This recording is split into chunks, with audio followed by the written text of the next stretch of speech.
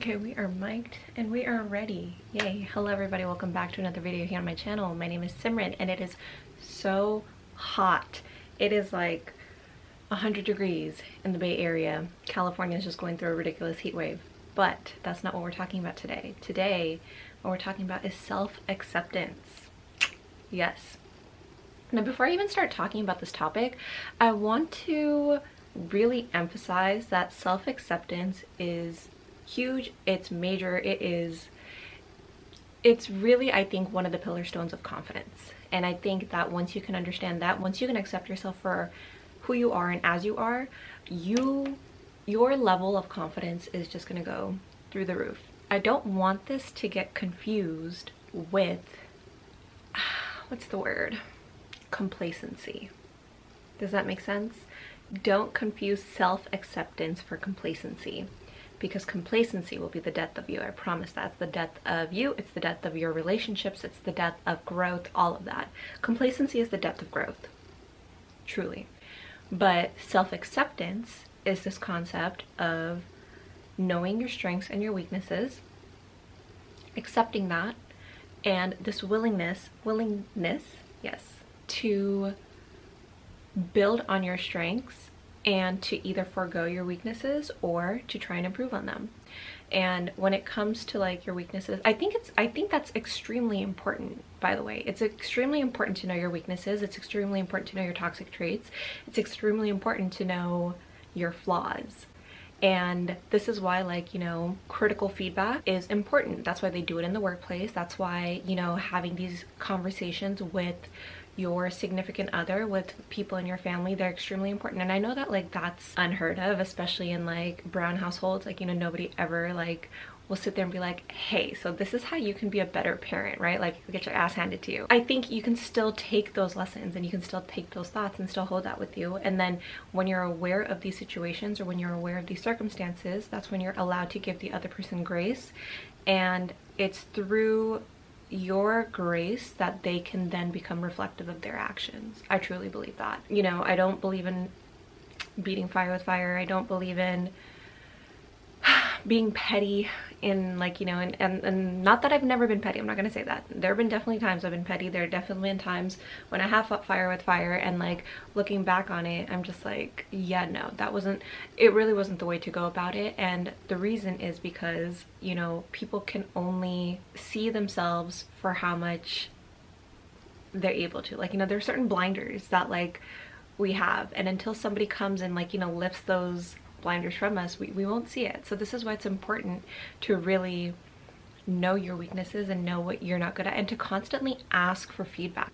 I also believe self-acceptance is kind of the gateway to overall better relationships, and this could be friendships, romantic relationships, like familial relationships, like whatever the case is. Like, once you know, like, okay, this is me, this is how I think, this is how I'm going to process things, you know how to handle yourself in any situation.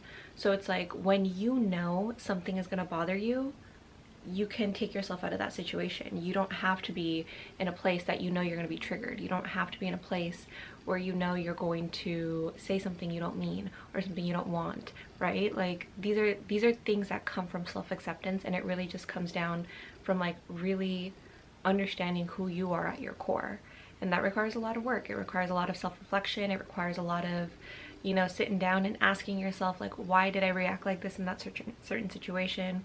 What is it about me that, like, you know, feels some type of way when I'm put in a certain situation? And maybe that's a good thing and maybe it's a bad thing, right? And if it's a bad thing, then you need to dig further, deeper into that. And this is like, you know, when you start doing, like, you know, self-help work, this is when therapy gets involved. This is when, you know, if you can't solve a problem on your own, this is when I really do encourage you to seek therapy. And therapy is okay. I know that's not told a lot in our culture, especially if you're like an immigrant, person of color, if you're coming from the brown culture. Like, I know collectively as a society, especially like, you know, younger generations, we are seeing the shift in this idea of seeking therapeutic help, but there are still some folks out there who, like, you know, are against it. And if you are, I'm here to tell you that you shouldn't be, because I recently started therapy and it's been it's been having to open up a whole bunch of different conversations, but it's needed, right? It's something that I decided to do for my own self-growth. And that's something else. A therapist allows you, like, a therapist points out things to you that you would never see otherwise. And like, you know, if you are surrounded by people who aren't, like, you know, giving you the critique that you need from that perspective, a therapist will 100% do that. So look into therapy, just saying. Going back to what I said about relationships, right? I think that self-acceptance is really about knowing your worth, knowing what you bring to the table, knowing what you will and won't tolerate, and knowing and understanding which directions that you need to grow in order to constantly evolve and be a better version of yourself. And I think that once you're able to kind of work through those pillars, you'll just see yourself attracting other people who are on that same journey and on that same path. And I think that's been my favorite part about this entire journey, per se, has been like the types of people I've been meeting along the way, because they're amazing people. There are so many amazing people out there, and once you start doing the work, you will see that. I hope this video helped. As always, I never know if I'm making sense or not. I know I didn't make a video last week. Like I said, things are crazy. I'm trying to be consistent. Maybe videos will come out now like every other week. I don't know. We'll see. But in the meantime, take care. Stay hydrated, stay cool, stay blessed. Love y'all. See you next week.